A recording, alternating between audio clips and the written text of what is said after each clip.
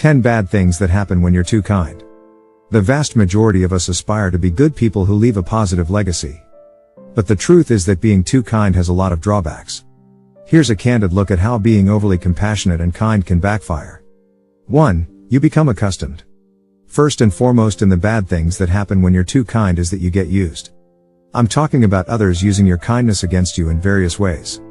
Financially taking advantage of you, demanding your attention, constantly using you for sympathy and emotional support, expecting you to make their decisions and weigh options, using you as a fallback romantic partner when their first choice falls through, and so on.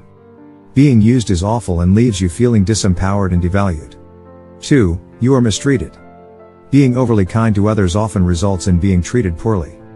Many people who are struggling are unable to recognize the needs and struggles of others. As a result, they may lean on you and rely on you in ways that are codependent or even emotionally or physically abusive. It's a terrible thing to have your kindness misinterpreted as weakness. However, if you are a naturally kind-hearted person, you should be cautious. As the saying goes, broken people break people. 3. You volunteer as a therapist. Another negative consequence of being overly generous is that you become an unpaid therapist. Your inbox and phone are constantly flooded with complaints from friends and casual acquaintances seeking advice and compassion. They recently divorced. They're sick. Their mental health problems are out of this world. It's terrible, and you want to be there, but after a few hours, you may realize you haven't even had time to prepare dinner. 4. You run out of time and energy for yourself. When you are overly generous to others, even those close to you, you frequently run out of time and energy for yourself. We all require a certain amount of time and energy to maintain our basic hygiene, as well as our needs for food, rest, and relaxation. When you devote that time to being available for others, you may unintentionally deprive yourself of it. This can only last so long before becoming exhausting and harmful to your physical and mental health. 5. You betray your own principles and values. The next bad thing that can happen when you're too nice is that you may end up crossing yourself. For example, if you can't bear the thought of kicking out or breaking up with an abusive or drug-using partner, you may end up enabling them. You might let a salesman manipulate you into buying a lot of things you don't want because he told you how difficult it is for him to put his 2 children through college. You're not interested in the special cable package deal he's pitching you, but you feel bad for him. You said you'd never be the type of person to be talked into buying something by a high-pressure salesman, but here you are, pulling out your credit card and paying a hefty price. 6. You facilitate bad, even criminal, behavior. We're getting into potentially dangerous territory as we continue to investigate the negative consequences of being too kind. Being too kind can sometimes result in actual harm and the facilitation of criminal and life-threatening behavior. Common examples: allowing friends to drive drunk in order to avoid being a buzzkill. Covering your wife's extra expenses on her credit card despite the fact that you know she's been cheating on you and spending some of her money on it, leaving her short on her monthly bill. When you know your son is heading towards a life of gang violence and drug dealing, telling him that whatever he wants to do in life is fine as long as it makes him happy. The list continues. Being too nice can lead to you giving a pass to people who don't deserve one and endanger themselves or others by receiving one. 7. You end up dating people who you dislike.